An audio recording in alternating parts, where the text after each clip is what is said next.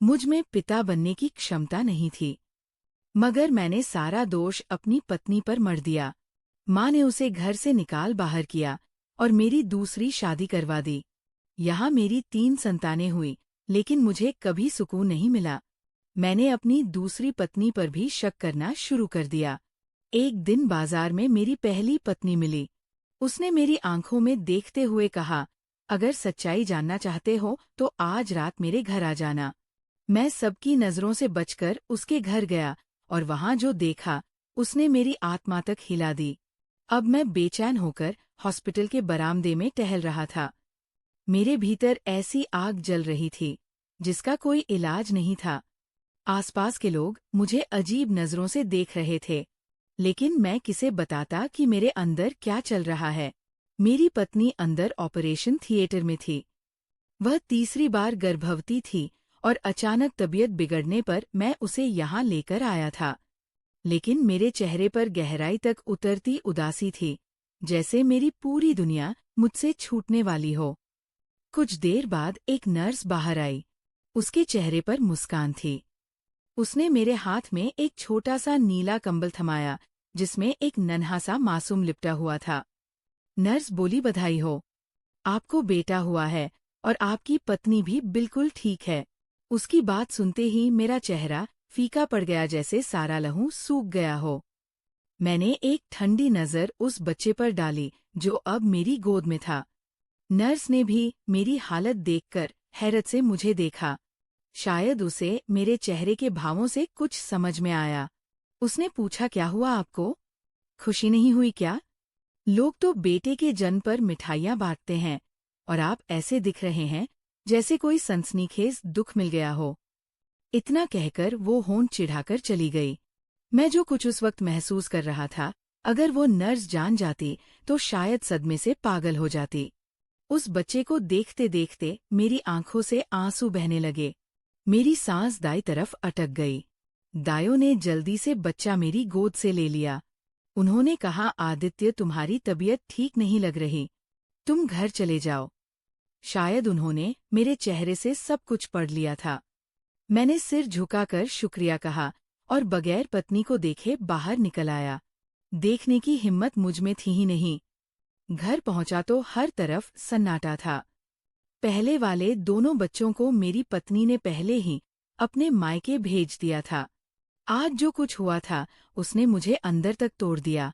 मैं वही जमीन पर बैठ गया और फूट फूट कर रो पड़ा। मेरा ध्यान आज से 7 साल पहले की एक घटना पर जा ठहरा जिसने आज मुझे इस मुकाम पर पहुंचा दिया था। तब मैं बस कॉलेज से ग्रेजुएट हुआ था। जवानी का जोश सिर पर था और ऊपर से पिता के पैसे का एहसास लगता था जैसे पूरी दुनिया मेरे पैरों के नीचे है। दोस्तों ने शिमला घूमने का प्लान बनाया। मैं भी बेचैन था। तुरंत जाकर माँ से कहा। माँ भड़क उठी। पागल हो गया है आदित्य, अगले हफ्ते तेरी शादी है और तू दोस्तों के साथ घूमने जा रहा है। शादी के बाद जा अपनी बीवी के साथ। लेकिन मुझे उस जबरदस्ती की शादी में जरा भी दिलचस्पी नहीं थी। मैं अपनी तरह से जीना चाहता था। माँ के लाख मना करने पर भी मैं दोस्तों के साथ निकल पड़ा। शिमला की खूबसूरत वादियों में हमने पूरी आज़ादी से घूमना फिरना किया। जेब में पैसे थे, सेहत जवान थी। लगता था ये दुनिया मेरे इशारों पर झुक जाएगी। तीसरे दिन की सुबह मेरे दोस्त कमरे में आए और बोले, अरे यार आदित्य, तू यहाँ अकेला बैठा है? जल्दी चल, पीछे की पहाड़ियों में एक पुराना जंगल है, बहुत खूबसूरत जगह है। वैसे तो टूर गाइड ने वहां जाने से मना किया है, पर तू जानता है ना, हम किसी की नहीं सुनते। मेरा भी रोमांच जाग उठा। रात ढलने को थी। दोस्त बाहर से पुकार रहे थे और मैं अपने जूते ढूंढ रहा था जो होटल लौटने के बाद कहीं रख दिए थे। एक दोस्त ने आवाज लगाई, जल्दी कर भाई, अंधेरा हो रहा है। मैंने झुझुलाकर वो हल्के स्नीकर पहन लिए जो मैं कमरे में ही पहनने के लिए लाया था। मेरे जूते देखकर दोस्तों ने मजाक किया, भाई इनसे पहाड़ चढ़ेगा। मैंने हंसते हुए बात को टाल दिया, अरे मैं मजबूत हूँ, इनसे भी चढ़ जाऊंगा। चारों दोस्त होटल के पीछे की ओर निकल पड़े। उस तरफ एक पहाड़ी थी जिसके ऊपर घना जंगल था जो ऊपर जाते जाते और गाढ़ा होता जा रहा था। हम लोग हंसी-मजाक करते हुए अंधेरे से खेलते हुए जंगल में दाखिल हुए। असल में वह जूते मुझे बहुत तकलीफ दे रहे थे। जंगल की जमीन उबड़-खाबड़ थी। कांटे और पत्थर पैरों में चुभ रहे थे। लेकिन मैं चाहता था कि किसी को इसका पता न चले। चेहरे पर हंसी लगाए मैं आगे बढ़ता जा रहा था। धीरे धीरे जंगल और गहराता गया। पैरों में पसीना आने लगा और जूते फिसलने लगे। तभी एक दोस्त ने पीछे मुड़कर मजाक से कहा, अरे आदित्य, क्या तू बूढ़ा हो गया है जो इतना धीरे चल रहा है? मुझे शर्मिंदगी महसूस हुई। मैंने सीना ठोक कर कहा, बूढ़ा तो तू है, अब देख मैं कैसे आगे निकलता हूँ। और मैं तेजी से आगे बढ़ा, ये जाने बिना कि वह बस मजाक कर रहे थे। हम अब पहाड़ी की चोटी पर पहुंच चुके थे। दूसरी ओर गहरी ढलान थी। मेरा पाँव फिसला और मैं नीचे लुढ़कता चला गया। मेरे दोस्त घबरा गए। उनका मकसद तो बस डराना था। लेकिन मुझे यूं पेड़ों से टकराते गिरता देख वे भी दहशत में नीचे उतरने लगे। लेकिन मेरी रफ्तार इतनी तेज थी कि ऊंचे ऊंचे पत्थर और पेड़ मुझसे टकराते रहे और मेरा पूरा शरीर जैसे झंझना गया। ढलान में लुढ़कते हुए अचानक मैं एक बड़े चट्टान से बहुत जोर से टकरा गया। जिस पल मेरी पूरी देह उस चट्टान से टकराई, मुझे अपने भीतर एक अजीब सा एहसास हुआ। बिल्कुल ऐसा लगा जैसे किसी ने पहाड़ी के नीचे मेरा अस्तित्व रौंद डाला हो। सबसे ज्यादा दर्द शरीर के निचले हिस्से में महसूस हो रहा था। मेरे मुंह से पीड़ा की चीख निकल गई और मुझे अपनी चेतना खोती हुई महसूस हुई। शायद रात की गहराई थी या मैं बेहोश हो चुका था, क्योंकि जब अगली बार मेरी आंखें खुली तो मैं हॉस्पिटल के बिस्तर पर था। मेरे शरीर की हर नस दर्द से चीख रही थी। मेरे आसपास दोस्त शर्म से झुके चेहरों के साथ बैठे थे। मेरी दोनों टांगों पर प्लास्टर चढ़ा हुआ था। लेकिन एक और तकलीफ थी जो शब्दों से परे थी और मेरी सहन शक्ति के बाहर। डॉक्टर आया तो उसका चेहरा भी सफेद पड़ गया था। घर वालों को इत्तला दी जा चुकी थी, लेकिन मैं व्याकुल था। डॉक्टर साहब, बहुत तेज दर्द हो रहा है, प्लीज कोई इंजेक्शन दे दीजिए, मैंने डॉक्टर से गिड़गिड़ाकर कहा। डॉक्टर ने मेरे कंधे पर हाथ रखा और बोला, दर्द तो रहेगा, तुम्हारा पूरा शरीर गंभीर रूप से घायल हुआ है, कई नसें दब गई है, 1 हफ्ते में ठीक हो जाओगे। मेरा दिमाग जैसे विस्फोट हो गया। 1 हफ्ते बाद तो मेरी शादी थी। तभी मेरी दृष्टि दरवाजे की तरफ गई, जहां मेरे माता पिता चिंतित चेहरों के साथ अंदर आ रहे थे। माँ ने मुझे माथे पर चूमा, लेकिन किसी ने कुछ नहीं कहा। शायद उन्हें एहसास हो गया था कि मैं पहले ही काफी टूटा हुआ था। मेरे घर वालों ने मेरी शादी टाल दी। मेरे ससुराल वाले बहुत नेक और संस्कारी लोग थे। उन्होंने मेरी हालत देख कोई जोर नहीं डाला, बल्कि खुद भी दुखी होने लगे थे। कुछ महीने बीते और मैं बड़ी मुश्किल से सहारे के साथ चलना सीखने लगा। धीरे धीरे मैं फिर जीवन की ओर लौटने लगा।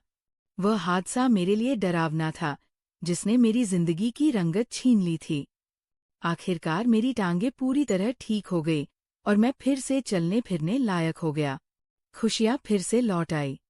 जमीन पर चलने के 1 महीने बाद माँ मेरी दुल्हन को घर ले आई। शादी के दिन मैं बेहद प्रसन्न था, क्योंकि मेरी पत्नी खानदान की सबसे सुंदर लड़की थी। ऐसी खूबसूरत लड़की मैंने जीवन में पहली बार देखी थी। वो सलीकेदार और सुशील भी थी। उसने आते ही जिस तरह से घर की जिम्मेदारी संभाली, मैं हैरत में पड़ गया। मेरे बेपरवाह स्वभाव में उस दर्दनाक हादसे के बाद बदलाव आ चुका था। अब मैं ध्यान से पिता के व्यापार को संभाल रहा था। घर में दोबारा खुशियां लौट आई थी।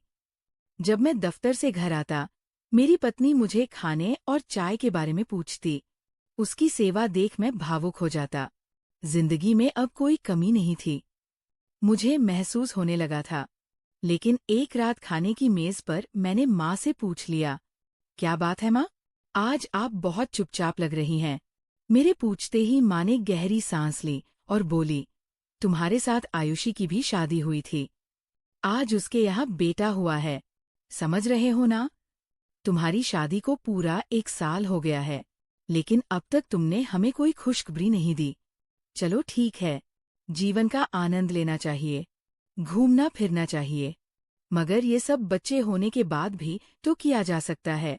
अब तुम दोनों को अपने परिवार बढ़ाने पर ध्यान देना चाहिए। माँ की बात सुनकर मैंने हैरानी से अपनी पत्नी की ओर देखा। उसका चेहरा शर्म की वजह से गुलाबी पड़ गया था। हमारी शादी को साल भर हो चुका था और मुझे इसका जरा भी एहसास नहीं था, लेकिन माँ इसे गलत समझ बैठी थी। हमने कभी जानबूझकर संतान न होने को लेकर चिंता नहीं की थी। शायद ऊपर वाले की मर्जी थी कि अभी तक हमारे घर कोई बच्चा नहीं आया था। माँ की बात सुनकर मेरा दिल भी कचोट गया। सच में 1 साल छोटा अरसा नहीं होता। अब तो मैं भी इंतजार करने लगा था। हर महीने मैं अपनी पत्नी से पूछता, क्या कोई उम्मीद है? क्या हमारी दुआ सफल हुई?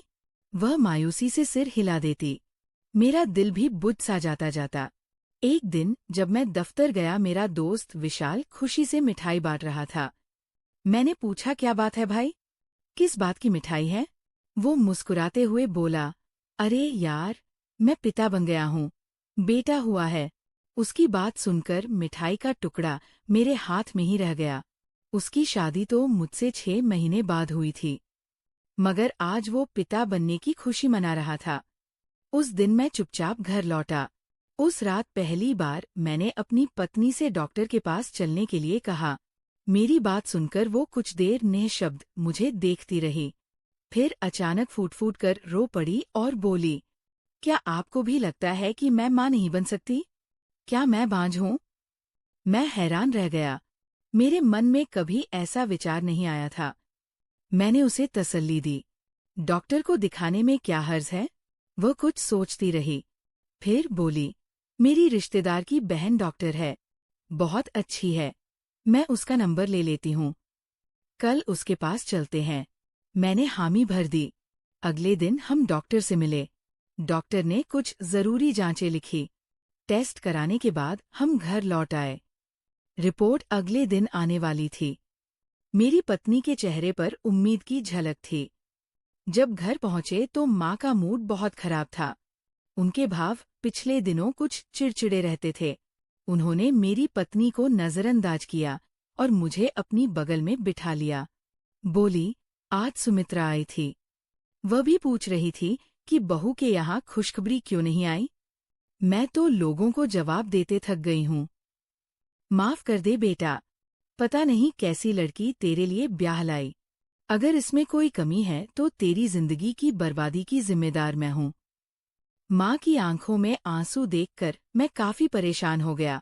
उनकी बातें मुझे भीतर तक झोर गई, मगर मुझे अपनी पत्नी पर पूरा यकीन था। वह बेचारी दोषी न होकर भी सजा भुगत रही थी। कुछ दिनों बाद टेस्ट की रिपोर्ट आ गई। उस दिन मेरी पत्नी के चेहरे पर खुशी थी। वह रिपोर्टों का पुलिंदा लेकर तुरंत मेरे पास आई और बोली, देखिए, सब ठीक है, मेरी रिपोर्ट्स बिल्कुल क्लियर हैं। भगवान ने चाहा तो हम जल्दी ही माता पिता बनेंगे। उसकी आवाज में ऐसा उल्लास था जैसे वर्षों बाद उसे कोई बेशकीमती चीज मिल गई हो। रिपोर्ट्स देखकर मेरे मन को भी गहरी राहत मिली। मैंने फिर वहीं बेसब्री से इंतजार करना शुरू कर दिया। सना एक दिन छोड़कर एक दिन डॉक्टर के पास जाती रहती थी। मुझसे ज्यादा शायद वो खुद संतान के लिए छटपटा रही थी। दफ्तर में भी लोग मुझसे पूछने लगे थे।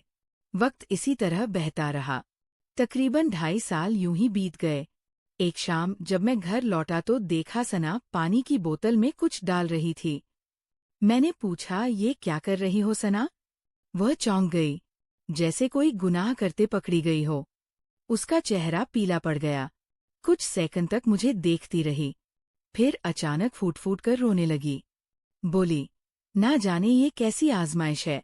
जब माँ और बाप दोनों सेहतमंद हैं तो औलाद क्यों नहीं हो रही? इसलिए आज मैं दरगाह वाले बाबा से ताबीज लाकर आई हूँ। ये कहते हुए वो रोती हुई अंदर चली गई और मैं उसी जगह जड़ हो गया। किसने कहा कि माँ बाप दोनों सेहतमंद हैं? मैं तो आज तक अपनी जांच ही नहीं करवाया था। बेचैनी में छत पर जाकर टहलने लगा। एक के बाद एक सिगरेट जलाता रहा। मन ही मन खुद से पूछता रहा, क्या मुझे भी जांच नहीं करवा लेनी चाहिए? सना ने तो इन 2.5 सालों में कई बार टेस्ट करवा लिए और सारे ठीक थे। अगले दिन मैं चुपचाप उसी रिश्तेदार के पास गया जिसकी बहन के पास सना मुझे दिखलाने ले गई थी। वह एक भला लड़का था और डॉक्टर भी। मैंने उससे वादा लिया कि मेरी रिपोर्ट के बारे में वह घर में किसी को कुछ नहीं बताएगा। उसने मेरा अच्छी तरह टेस्ट किया और कुछ जांचें लिख दी, लेकिन उसके चेहरे पर छाई निराशा मुझे पहले ही चेतावनी दे रही थी। जब टेस्ट की रिपोर्ट आई, डॉक्टर ने मुझे फोन करके बुलाया। आदित्य भाई, आपके लिए कोई अच्छी खबर नहीं है। उसकी आवाज सुनकर मेरे कानों में जैसे बिजली गिर गई। उसने पूछा, क्या कुछ साल पहले आपको कोई गंभीर हादसा हुआ था? मेरा ध्यान सीधा उस पुराने एक्सीडेंट की ओर गया और मैंने उसे पूरा वाकया बता दिया। डॉक्टर के चेहरे पर समझदारी का भाव आ गया। उसने कहा, उस हादसे की वजह से आपकी सेहत को भारी नुकसान पहुंचा है। आपकी मर्दाना ताकत को गंभीर असर हुआ है। अब आप पिता बनने के लायक नहीं रहे। ये सुनते ही मुझे लगा जैसे किसी ने पहाड़ मेरे सिर पर गिरा दिया हो। मैं जल्दी से जूते उठाकर घर लौट आया, लेकिन जाने से पहले डॉक्टर को सख्त हिदायत दी कि वह इस बारे में मेरी पत्नी को कुछ भी न बताएं। अब पछतावा हो रहा था कि मैंने उसके परिवार के डॉक्टर के पास ही क्यों जांच करवाई। दिन बिछते गए और 6 महीने और गुजर गए। लोग बार बार सवाल करते और मेरी जिंदगी को मुश्किल बना देते। माँ अब दिन रात सना को ताने देती रहती थी। मैंने अपनी कमी की बात सबसे छिपा रखी थी कि किसी को भनक भी ना लगे। सना मेरे सामने आंसू बहाती और माँ उसे बार बार बांझ कहती, लेकिन कभी भी ये सच किसी को नहीं बताया कि असली कमी तो मुझ में है। 3 महीने बाद माँ की सहन शक्ति जवाब दे गई। उन्होंने मुझ पर दबाव डालना शुरू किया कि नई शुरुआत करो, सना को तलाक दो और फिर शादी कर लो। मुझे मालूम था कि चाहे दूसरी या तीसरी शादी भी करूं, मेरी औलाद नहीं हो सकती। रोज रोज के झगड़ों से मन इतना घबरा गया था कि सन्ना भी हर वक्त बुझी बुझी सी रहने लगी थी। आखिरकार एक दिन मैंने उसे तलाक दे दिया, जब वो पति पत्नी का रिश्ता टूटता देख रही थी। वह कुछ पल तक मुझे देखती रही, फिर चुपचाप घर से निकल गई। माँ पिता खुशी में झूम रहे थे। उन्हें लगता था कि एक बांझ औरत से छुटकारा मिल गया, लेकिन भीतर ही भीतर मैं खुद को कोसता रहा और अपना ध्यान काम में लगाने लगा। एक दिन जब थका मांदा घर पहुंचा, घर का माहौल बदला बदला सा महसूस हुआ। माँ किसी मेहमान के साथ हंसती बोलती दिखी। वो मेहमान मेरी पहली पत्नी सना की बहन की बेटी थी। उसके साथ एक खूबसूरत लड़की बैठी थी, उम्र मुश्किल से 21 से 22 साल। मुझे अचरज हुआ कि माँ इन लोगों से इतनी खुलकर क्यों पेश आ रही थी। मैं चुपचाप नमस्ते करके अपने कमरे में चला गया। रात को माँ खुद मेरे कमरे में आई। वे बहुत खुश थी। उन्होंने बताया, तुम्हारी पहली पत्नी की बहन आज हमारे घर आई थी, अपनी बेटी अपूवा के लिए तुम्हारे नाम का रिश्ता लेकर। ये सब उसने खुद नहीं सोचा, बल्कि सना ने ही कहा था कि ऐसा करो। पापा की दौलत और जायदाद पर्याप्त थी और हम पुणे के पॉश इलाके में रहते थे। माँ को लग रहा था कि ये सब सिर्फ पैसे की खातिर हो रहा है, लेकिन फिर भी वे बेहद खुश थी। उन्हें इस बात से कोई फर्क नहीं पड़ता था कि इसके पीछे क्या छिपा राज है। उन्होंने मेरी शादी की तैयारियां शुरू कर दी और जल्द ही मेरी नई दुल्हन अपूवा को शादी कर घर ले आई। माँ बहुत खुश थी, मगर मुझे अंदर ही अंदर मालूम था, इस शादी का अंजाम भी वही होगा। घरवाले औलाद का इंतजार करेंगे और कुछ वक्त बाद इस बीवी से भी निराश हो पड़ेंगे। अपूवा उम्र में कम, रूप में सुंदर थी और मेरी कमी के बारे में कुछ जानती नहीं थी, इसलिए वह मुझ पर प्यार बरसाती रही। शादी को 3 महीने बीत चुके थे। मैं मन मारकर ऑफिस जाता और शाम को थके चेहरे के साथ लौट आता। लेकिन एक दिन कुछ अजीब हो गया। जैसे ही मैं घर पहुंचा, माँ ने दरवाजे पर ही मेरे मुंह में मिठाई का लड्डू रख दिया। मुझे हैरानी हुई, ये किस खुशी में मिठाई बांटी जा रही है? माँ फूली नहीं समा रही थी। बोली, वो खबर जिसका इंतजार बरसों से था। तू अब पिता बनने वाला है। अपूवा प्रेग्नेंट है। आज उसकी तबीयत थोड़ी बिगड़ गई थी। मैं उसे अस्पताल ले गई और डॉक्टर ने खुशखबरी दी है। माँ को लगा मैं खुशी से झूम जाऊंगा, लेकिन मैं वहीं चौंक कर खड़ा रह गया। मुझे अपनी कमजोरी का अच्छे से पता था। फिर अपूर्वा गर्भवती कैसे हो सकती है? सामने अपूर्वा खड़ी थी। उसके चेहरे पर एक संकोची मुस्कान थी, लेकिन मेरी आत्मा जैसे किसी ने छेद दी हो। अगर वो गर्भवती थी तो इसका मतलब बिल्कुल साफ था। उसके चरित्र पर प्रश्न था। मुझे उस पर गहरा क्रोध और नफरत महसूस हुई। लेकिन मैं किस हक से सबको कहता कि मैं तो वो मर्द ही नहीं था जिससे संतान हो सकती थी। पत्थर जैसे दिल लेकर मैं अपने कमरे में चला गया। माँ ने अपूर्वा को बहुत दुलार दिया। पूरे 9 महीने घर में उसी आने वाले बच्चे की ही बातें होती रही। जब भी मैं ये चर्चा सुनता लगता जैसे कोई मुझे उबलते पानी में डाल रहा है, मैं उठकर वहां से हट जाता। अपूर्वा से बातचीत लगभग खत्म हो चुकी थी। मुझे उस पर जबरदस्त गुस्सा आता था, लेकिन अपनी कमजोरी कह नहीं सकता था। आखिरकार 9 महीने बीत गए और अपूर्वा ने एक प्यारे से बेटे को जन्म दिया। उसे गोद में लिए मैं यही सोचता रहा कि अब मुझे किसी और के बच्चे को अपना नाम देना पड़ेगा। घरवाले बहुत खुश थे और मैं चाहकर भी कुछ नहीं कह सका।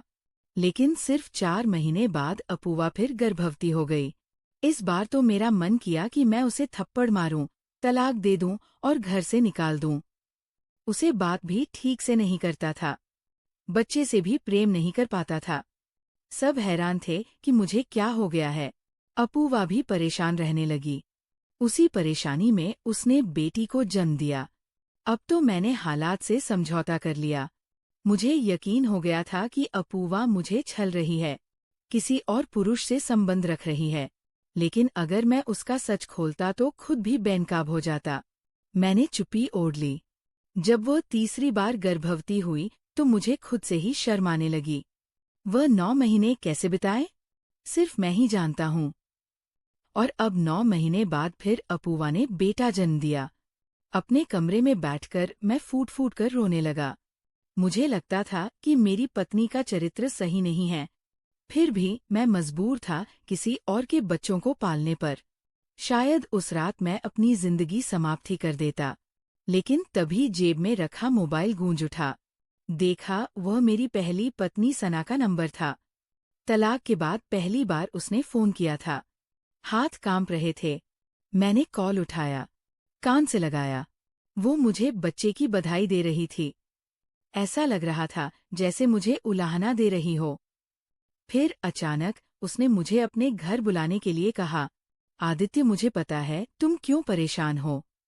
तुम्हारी परेशानी का हल सिर्फ मेरे पास है, वो कह रही थी, और मैं प्रतिक्रिया में अपनी गाड़ी लेकर निकल गया। थोड़ी ही देर बाद मैं उसके घर पहुंच गया। वह अपनी माँ के यहाँ रहती थी। दरवाजे पर दस्तक दी। अंदर पहुंचा। बगल में सन्ना खड़ी थी। उसके चेहरे पर मुस्कान थी, जैसे तलाक का उसे कोई दर्द ही ना हो। क्या बात है? तुम तो औलाद के लिए तड़पते थे, अब 3 बच्चे हैं, फिर भी चेहरे पर उदासी क्यों? उसकी चुभन भरी आवाज रिस रही थी। मैंने शर्म से सिर झुका लिया। मुझे सच्चाई मालूम है, उसने कहा, और मैं हैरान होकर सिर उठाने ही वाला था कि तभी कमरे के खुले दरवाजे से एक शख्स अंदर आया। उसे देखकर मैं बेकाबू होकर खड़ा हो गया। वह मुस्कुराते हुए मेरी तरफ हाथ बढ़ा रहा था। मैं चौंक गया क्योंकि वह वही डॉक्टर था जिसने मुझे बताया था कि मैं कभी पिता नहीं बन सकता। वह मेरी पत्नी का रिश्तेदार था। पर सवाल था कि अब वह उनके घर क्या कर रहा था? सना उससे बड़ी सहजता से मिल रही थी, जैसे बेहद पुराना और करीबी रिश्ता हो। यकीनन तुम हम दोनों को साथ देखकर हैरान हो, और कई बातें हैं जो तुम्हें नहीं पता। सना बोली, शायद मैं तुम्हें कभी ना बताती, लेकिन अब मुझे तुम पर दया आ रही है।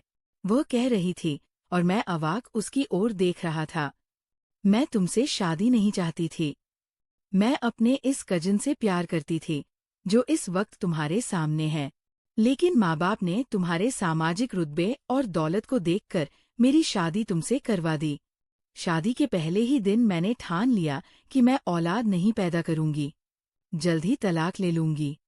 तुम्हारी सूरत देखकर मुझे नफरत होती थी, क्योंकि तुम ही वो वजह थे जिनसे मुझे अपनी मोहब्बत से जुदा होना पड़ा।